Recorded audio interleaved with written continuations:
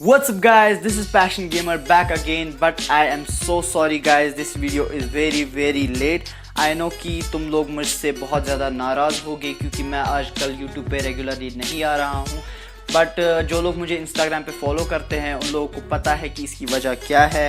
शायद मैंने अपनी किसी वीडियो में भी शायद ये बात बता दी होगी कि मेरे घर पे जो है रेनोवेशन चल रहा है, जिसकी वजह से मैं अपना फाइबर एक्सेस नहीं कर सकता।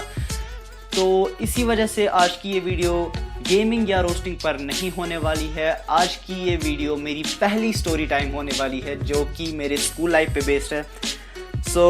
आज की ये स्टोरी में मैं आपको एक टीचर के बारे में बताने वाला हूँ जो कि हमारे स्कूल में उस टाइम पे जस्ट नहीं आई थी। Let's get started.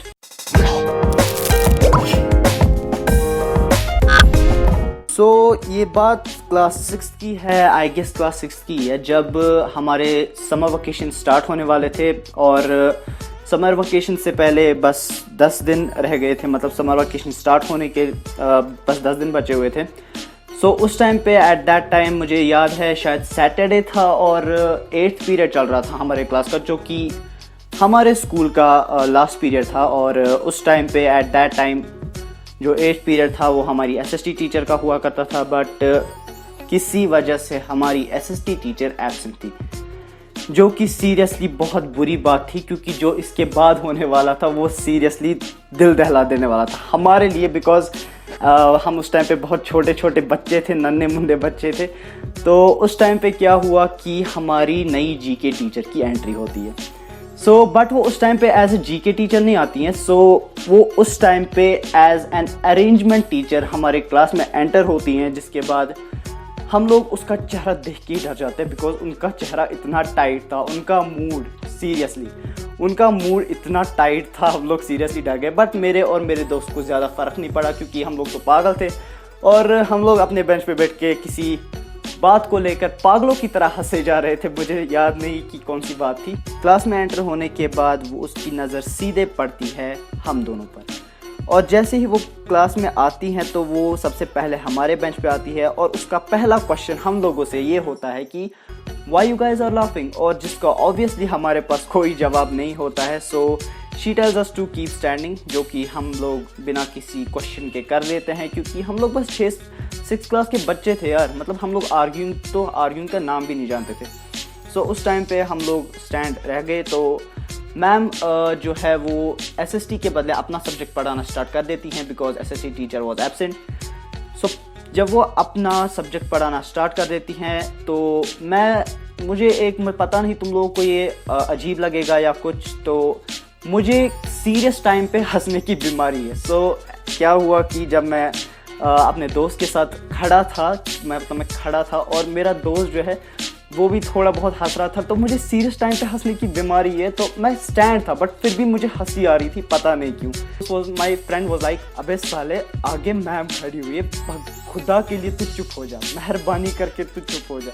अब मैं बहुत ज़्यादा कंट्रोल करके अपना हाथ जो है अपने मुंह पे रख के अपनी हंसी को कंट्रोल कर रहा था, बट उस टाइम पे मेरे दोस्त ने मुझे धक्का मारा और बोला अबे चुप हो जा, जिसकी वजह से मेरा हाथ जो है मेरे मुंह से छूट गया और ऑब्वियसली मेरी हंसी भी छूट गई। और उस टाइम उस मैम ने हमें बहुत गुस्से से देखा और मुझे अजीब सी वाइब्स आने लगी कि अब तो गया, अब तो सीरियसली गया।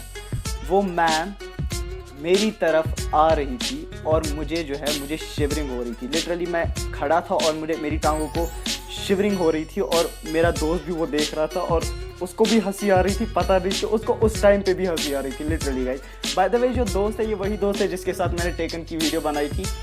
अगर भाई ये वीडियो देख रहे हो तो कमेंट कर दो, लाइक कर दो और सब्सक्राइब तो तुमने किया ही हुआ है। जब वो टीचर मेरे पास आई, उसने अपना हाथ पीछे खींचा और इतने जोर का लाफा मुझे और मेरे फ्रेंड को मारा कि उसके बाद आई वॉज लाइक, ऐसा लग रहा है कि किसी ने गरम लोहा पिघलाकर कान में डाल दिया हो।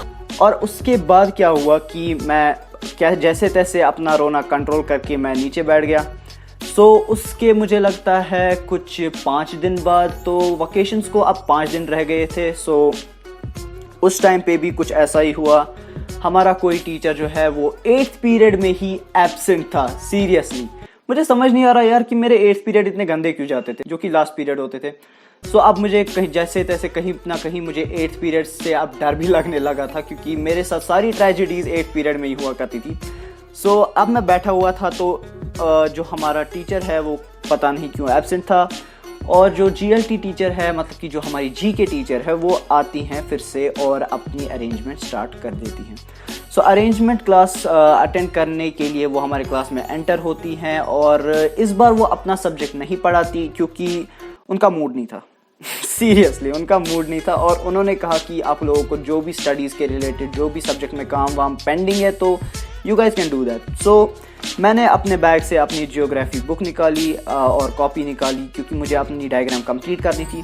सो डायग्राम कंप्लीट करने के लिए मैंने जैसे ही पेंसिल उठाया तो मैं अब अपनी डायग्राम स्टार्ट कर रहा हूँ, और उस टाइम पे मेरा स्पाइडी सेंस जो है वो एक्टिवेट हो गया, लेकिन इट वॉज टू लेट। मेरी गाल पे बहुत ज़ोर का लाफा पड़ चुका था लिटरली, लेकिन एट दैट टाइम मुझे बहुत ज़्यादा गुस्सा आ रहा था, हद से ज़्यादा, क्योंकि यार मेरी कोई गलती ही नहीं थी। मतलब मुझे समझ नहीं आ रहा मुझे लाफा पड़ा भी तो किस बात पे पड़ा। सो मैंने एक बड़े ही खतरनाक अंदाज में उठा मैं, और मैंने मैम से पूछा, मैम आपने स्लैप किस बात पे किया, मुझे ये बता दो।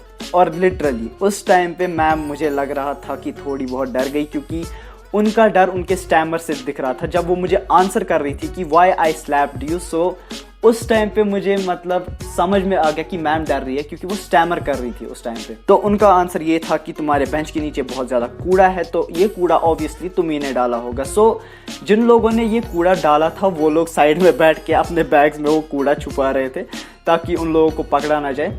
सो मैंने मैम से सीधे कहा कि आप लोग आप इनका बैग चेक क्यों नहीं करते, कि आप मेरे पास ही क्यों आते हो, मुझे भी आपने पिछली बार थप्पड़ मारा था, बट समझ में आता है कि उस टाइम पे आपने किस वजह से मारा था, बट इस टाइम पे तो मेरी कोई गलती थी नहीं। मतलब ऐसे ही कोई मार देता। मैं मानता हूँ कि टीचर के साथ ऐसे आर्ग्यू करना ये अच्छी बात नहीं है, बट उस टाइम पे मेरे इमोशंस कुछ ज़्यादा ही एक्टिवेट हो गए थे, और मैंने मैम के साथ काइंड ऑफ आर्ग्यू किया था। सो उसके बाद मैम ने कभी मुझसे उस तरीके से बात नहीं की, और कभी मुझे चांटा भी नहीं मारा, और मेरे साथ उसके बाद वो बहुत ज़्यादा फ्रैंक हो गई। और सीरियसली उस बात को 4 साल हो चुके हैं, और वो मैम अब भी मेरे साथ बहुत फ्रैंक है। और उस टाइम के बाद मेरे दोस्त जो है वो मुझे हाजिर जवाबी कहते थे, क्योंकि मैंने उस टाइम पे मतलब मैं 6th क्लास में था, बट स्टिल मैंने इतनी हिम्मत करके मैंने मैम से वैसे बात की। वैसे अच्छी बात तो नहीं है, मैं रेकमेंड नहीं करूँगा आपको ऐसी बात करने के लिए, लेकिन अगर किसी पॉइंट पे आपको लगता है कि आप पे गलत इल्ज़ाम लग रहा है या फिर आपको बेवजह मारा जा रहा है, तो you can speak for yourself. So ये थी आज की स्टोरी। बाय द वे मुझे बताना कि तुम लोग को ये स्टोरी कैसी लगी, और तुम लोग को अगर ऐसी ही स्टोरी और सुननी है, बिकॉज मेरी स्कूल लाइफ में बस इतनी ही स्टोरीज़ नहीं है, बहुत सारी स्टोरीज़ हैं। तो अगर तुम लोग को आज की ये स्टोरी पसंद आई, so let me know and subscribe to my channel, like, share and या stay with your passion. Bye.